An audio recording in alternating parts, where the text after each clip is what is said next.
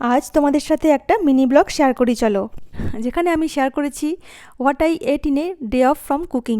মানে আগের ব্লগেই তোমাদের সাথে শেয়ার করেছিলাম আমি সারাদিন রান্না থেকে রেস্ট নেব, তো শুধু চাটাই বানিয়েছি সকালবেলায়, আর চায়ের সাথে দেখো বাসি রুটি খাচ্ছি।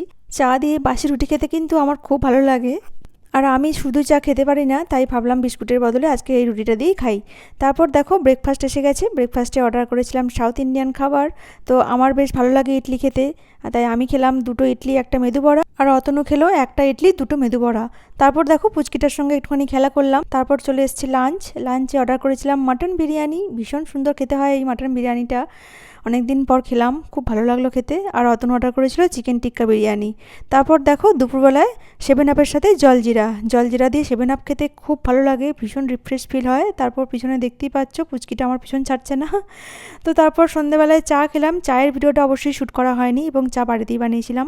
তারপর কয়েকটা জিনিস কেনার ছিল, তাই ভাবলাম বেরোই, আর বেরোচ্ছি যখন ওকেও ভাবলাম নিয়ে একটু বেরোই।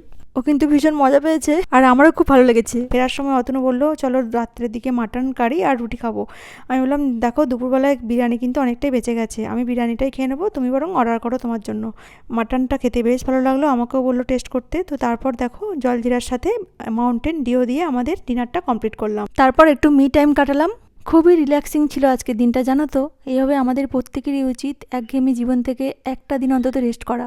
আজ আসি, আবার দেখা হবে নেক্সট ভিডিওতে। সবাই খুব ভালো থেকো, সুস্থ থেকো, আর অলওয়েজ পজিটিভ থেকো। বাই।